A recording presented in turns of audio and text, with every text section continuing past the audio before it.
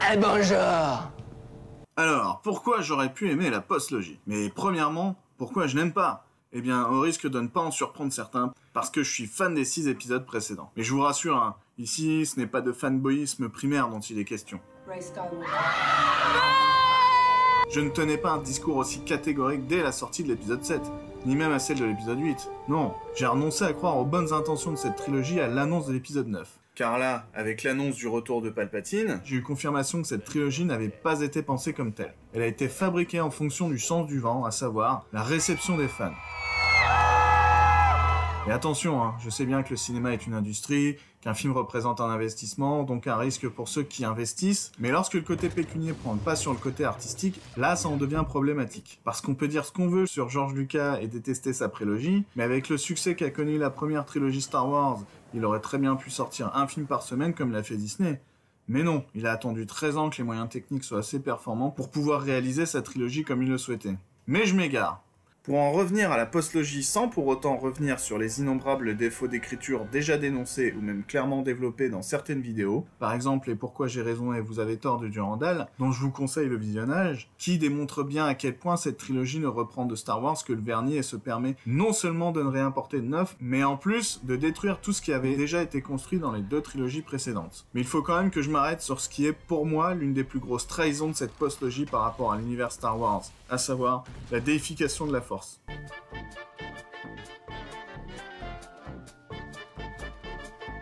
Oui, moi aussi j'étais une Stormtrooper avant, et comme toi, j'ai quitté mon unité. Mais c'était pas une décision. Oui, toi aussi tu l'as ressenti. C'était la Force. C'est la Force qui m'a fait quitter les Stormtroopers, et c'est la Force qui m'a fait rejoindre Rey. Donc maintenant, la Force décide pour toi. La Force, c'est Dieu. Pour rappel, dans les épisodes 1 à 6, la Force est neutre, et son orientation vers le côté obscur ou lumineux n'est déterminée que par les décisions de ceux qui l'utilisent. Dans les épisodes 1 à 6, l'accent est mis sur le libre arbitre. Mais dans le 9, on te dit « Ah bah non, en fait, c'est la Force qui décide pour toi !» Waouh, quelle évolution dans cet univers! Je crois que cette postlogie est l'illustration du fait qu'évolution peut aussi vouloir dire régression. Et attention, hein, je suis pas contre l'évolution d'un univers, même si ça signifie le faire régresser. C'était déjà le cas dans la prélogie. Sauf que dans la prélogie, c'était une mise en garde. Ici, non. Cette régression est validée par le film. Je ne rejette pas cette trilogie car elle ne correspond pas à mes attentes, mais parce qu'elle trahit tout ce qui a été mis en place par ses 2 grandes sœurs. Et encore, je ne parlerai pas du fait que désormais, la galaxie se limite à 5 vaisseaux qui se courent après. Sans raison, puisque de toute façon, il n'y a rien ni personne à part eux. Alors pourquoi ils se battent?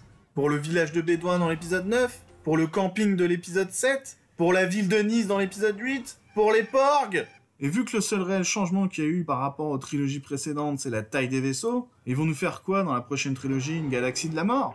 Capable de détruire des galaxies entières en un seul tir? Et pour la détruire, il faudra piloter une étoile de la mort et la mener dans la tranchée pour tirer dans le combi d'aération? Vous savez comment j'aperçois la postlogie? Comme une greffe de tête. C'est pas clair? Eh ben, prenez un être humain normalement constitué. Voilà. Ça, c'est la saga de George Lucas. Maintenant, par-dessus la tête, vous greffez une autre tête. Une tête plus belle, hein, plus maquillée, avec des beaux reflets sur les lèvres. Mais une tête vide. Une tête sans cervelle. Et voilà, ça c'est la postlogie. Mais bon, je m'égare. Il est temps de passer à la deuxième partie. Pourquoi j'aurais pu aimer la postlogie? Comme je l'ai dit un peu plus haut, je n'ai pas toujours été aussi catégorique. Après mon premier visionnage du Réveil de la Force, je n'avais qu'un mot en tête. Ok. Je n'étais ni exalté, ni déçu. Mais je trouvais quand même qu'il manquait quelque chose. Genre, un épisode entier entre l'épisode 6 et l'épisode 7. Je sais pas, histoire d'expliquer comment on passe d'une galaxie libérée de l'Empire à une galaxie de nouveau sous l'emprise de l'Empire. Et quand on sait que Lucas s'était inspiré de la Seconde Guerre mondiale pour sa première trilogie et de l'ascension au pouvoir d'Hitler pour la prélogie, on se dit qu'ils auraient pu, encore une fois, puiser dans notre histoire pour justifier le contexte de l'épisode 7. Par exemple, suite à la Révolution française, il y a eu la terreur, et de cette terreur a découlé un empire. Et ben voilà. Suite à la chute de l'Empire, les nouveaux dirigeants se seront montrés pires que leurs prédécesseurs, et hop, la population se sera tournée vers ce qu'il restait de l'Empire, et ce dernier sera revenu au pouvoir. Quant à Luke, Han et Leia, dégoûtés par la tournure qu'auront pris les choses, ils se seront exilés chacun dans leur coin.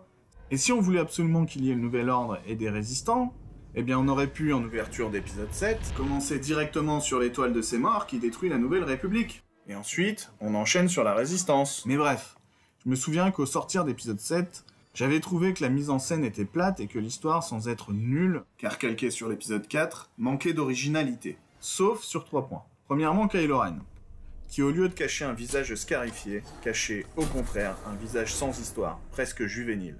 Deuxièmement, Rey, qui bien que non entraînée, était surpuissante. Et troisièmement, Finn, un ancien Stormtrooper passé du côté clair. Ces 3 points m'ont amené à penser que, sous ces abords de films calibrés pour caresser les fans susceptibles dans le sens du poil, l'épisode 7 allait nous amener non pas vers un remake de la trilogie originale comme ça a finalement et malheureusement été le cas, mais vers une finalité bien différente de celle qu'on nous avait déjà proposée.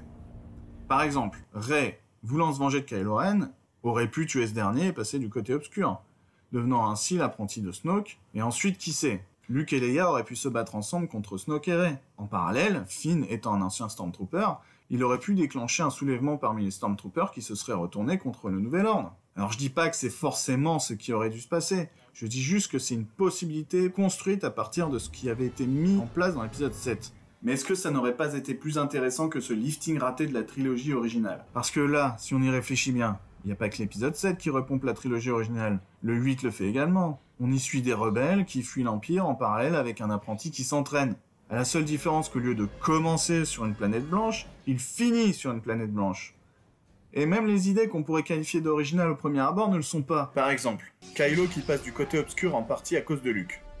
Bah c'est exactement la même chose qu'Anakin qui bascule du côté obscur en partie à cause des Jedi, hein. Sauf que là où ça a pris 3 films de 2h20 pour Anakin, ici ça prend un flashback de 10 secondes. Et là où pour Anakin, on connaissait les motivations qui l'ont poussé à être séduit par le côté obscur, là on le saura jamais pour Kylo Ren. Autre exemple, quand j'entends dire que dans l'épisode 8, n'importe qui peut être Jedi, même un esclave au fond de son trou, que la lignée importe peu, etc. Alors, Luke c'est le neveu d'un cultivateur d'humilité sur une planète perdue, et son père, Anakin, un esclave élevé par sa mère esclave.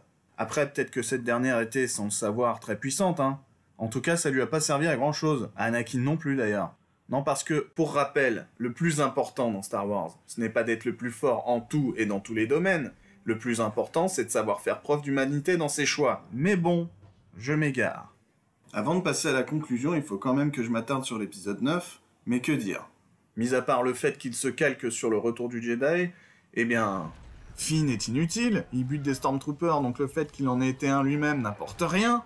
Rey, bon bah c'est Rey, hein, et Palpatine. Ah oui, parce que j'en avais pas encore parlé, mais il est pas mort en fait. Non. Regardez bien, on nous prévient dans le déroulant au début de l'épisode 9.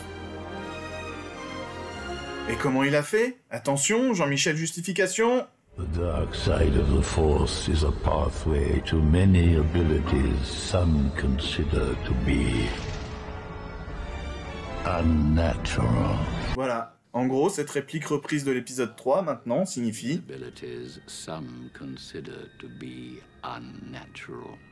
Et le meilleur, avec ce twist scénaristique, c'est que maintenant on peut définitivement rayer Anakin du canon de la saga, vu que son parcours aurait été totalement inutile, mais bon, je m'égare.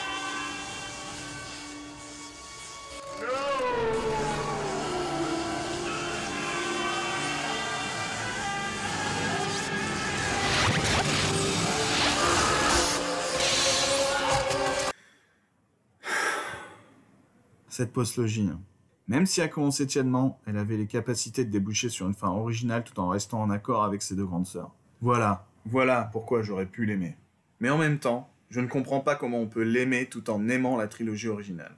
On critique sans arrêt la prélogie sous prétexte qu'elle ne respecte pas la trilogie originale, alors que, si vous avez vu ma vidéo « Pourquoi j'adore la prélogie », vous savez qu'au contraire, elle la respecte à mort.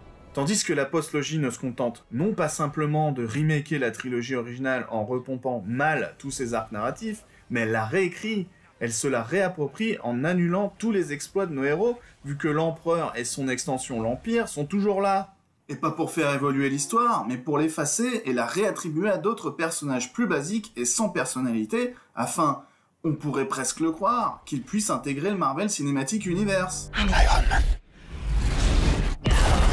La postlogie n'a gardé de Star Wars que l'apparence, c'est-à-dire les sabres laser et les vaisseaux spatiaux qui font piou-piou, et on a complètement évidé la substance, comme une sorte de bestiole en costume de Star Wars. Et voilà, c'est ça. Cette postlogie, c'est la bestiole en costume d'Edgar de Men in Black. C'est mieux comme ça. Allez, j'arrête parce que... sinon je sens que je vais encore m'égarer. Voilà, j'espère que cette vidéo vous aura plu ou au moins intéressé. Si c'est le cas, n'hésitez pas à me le faire savoir dans les commentaires et à liker afin de la pousser vers le haut. Merci et...